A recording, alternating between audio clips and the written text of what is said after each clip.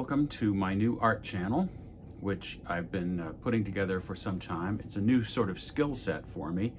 I've been working on learning how to edit videos, which I have done before, but it's been a while, and had to learn some new software for that. So this will be the first video on my channel, and I just want to show you a little bit of what I'll be doing as I roll this out. Mostly, I'll be continuing a series of paintings that I've been doing for a long time, but I'm moving toward a time in my life when I will be creating and presenting art in a more kind of consistent and intentional way. And the reason for that is because I lost my eyesight in this eye a couple of years ago. I was able to regain it through surgery and the miracles of modern medicine and all that. And I'm very grateful. But it did start me to thinking about all of this art that I have had piled up in my mind for years that I've wanted to do.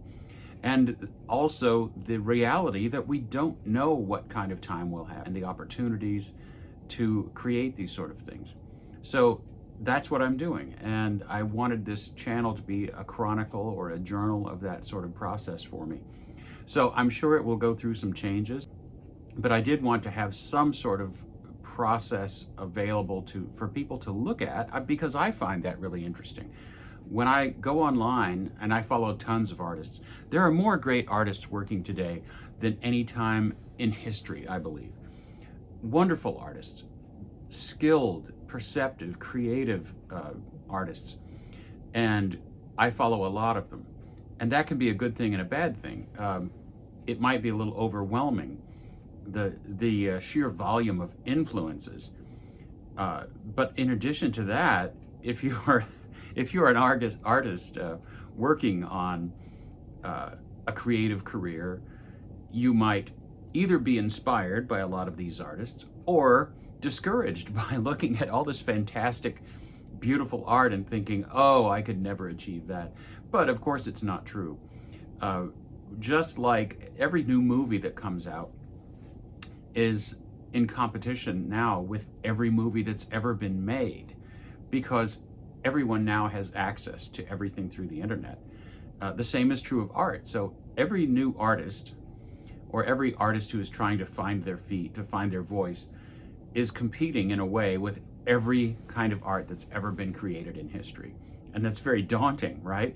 Which is why I think we should probably set that aside more and really think about where we are, what is our particular place in the world, how do we respond to it authentically, and how do we make that creative life happen.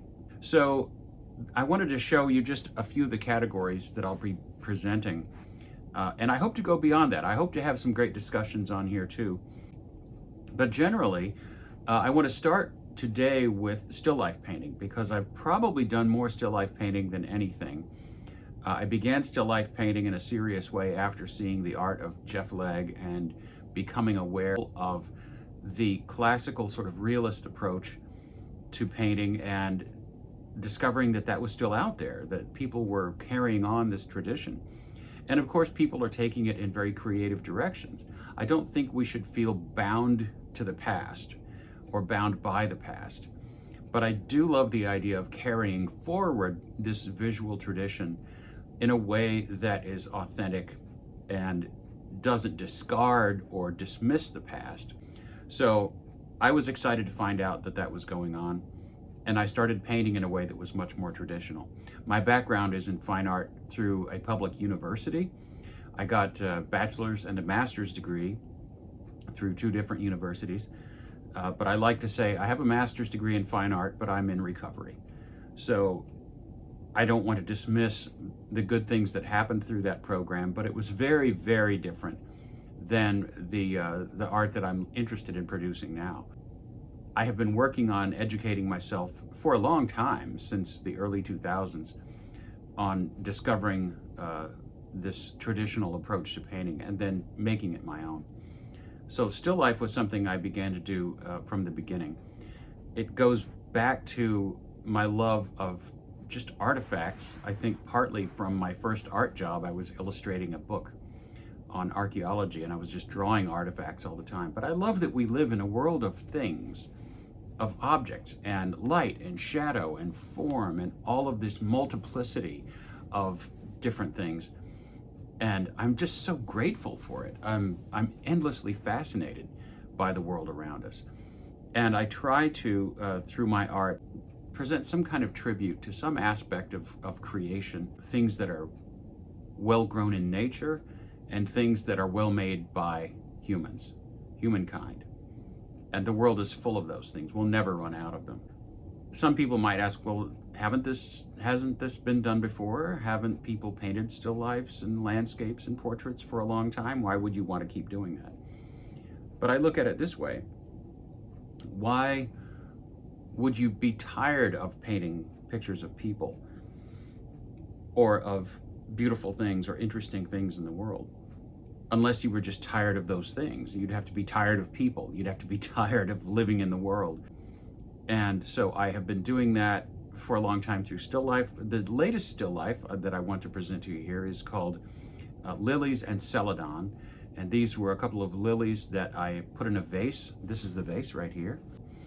I'll take you through this very quickly. I started with a toned canvas, which is a great way to work. I really recommend it. I did a quick drawing first, using a grid just to make sure the shapes were pretty accurate. Of course, you can draw freehand if you like, but in the interest of saving time too, I just went with the grid because I found that a help. Then I toned the canvas with this neutral tone color, wiped it off with a rag a bit, and the next day that was dry enough to work on, and so that gave me a foundation to work on. It's helpful in a couple of ways. One thing is that it works out some of your midtones for you. It actually helps you to see values, I think.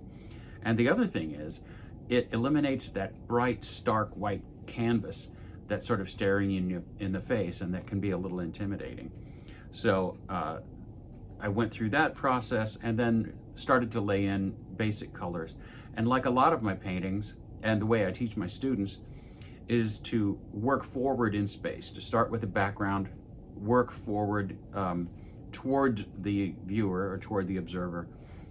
And this lets you layer in each object in a way that's sort of intuitive. There are 100 ways to paint. There are so many different ways of doing it. And this isn't what I would say the right way to paint. I'm saying it's a good, sensible way to paint. And especially for beginning painters, I think it helps not only to work forward in space, start with a background, but also to start with the biggest areas first and then move towards smaller and smaller areas to work out your basic colors and values and things. And a lot of the time that is the same process because the background can be the biggest area of color you have to work with. This background turned out to be a little more complex than it might appear. There is quite a little variation in the colors, the warmth and coolness, the light and dark of this background that I think adds a nice layer of complexity to it that is still very subtle and I think sets off these flowers. So I laid in the background. I began working on the basic shape of the vase. You can see I was really concerned with just getting the sense of three-dimensional form to it, the light and the shadow. And only after that did I work on the details, the surface texture and things like that. So it was built up in that way, again, in a way that I think is very useful for beginning painters especially, to keep focusing on the biggest issues. So you're just laying in a local color. And the way I like to work, the way I did this painting, was to also mix color on the canvas. So I would lay in the colors that I see in a broad way, maybe with 3 or 4 values, and then begin to work on pushing that color one way or another, light or dark, warm or cool, kind of intensifying the color or maybe neutralizing it a bit. These are pretty thinly painted too. It's just a natural way for me to work and I enjoy it. So finally I laid in the flowers using the same kind of process, big broad areas of color, then more and more mixing into that wet layer, lighter and darker, or more intense, less intense color. And saving for the very last the things like surface details. So this is my most recent still life painting, Lilies and Celadon. It's available right now through my website. You can also order prints of it. I'll have links for that sort of thing below. But in addition to still life, I have some other categories that I know I'll be continuing. One is, if you see this leaf painting right there, I have a long time love for just leaves. I love leaves. They are endlessly complex and varied. And I call these nature studies. A lot of times, though, they'll focus on foliage or leaves or plants. I'm also, I have been interested lately in working on a series of leaves and water, because I also love painting water. That'll be a whole different series. But leaves and water in different ways combined, or just leaves in different contexts. And so I'll be continuing that series, and I have plans for several of those. Another, you may not be able to see these two up here so well, but I'll include them in a little bit of a close-up here, is a series on my local neighborhood. One of the things I love when I look at artists of the past, they give me a sense of the culture and the society in which they lived, and they can breathe life into that, and I can get an understanding of it from looking at their art. I walk around my neighborhood quite a lot, and I paint pictures of my neighborhood and the immediate area quite a lot. Sometimes traditional landscapes. There are lakes and things I love to visit that are very beautiful. And sometimes just glimpses of my neighborhood in different ways. So I will be continuing that series. These are kind of miniature paintings, but I will take those to larger formats also.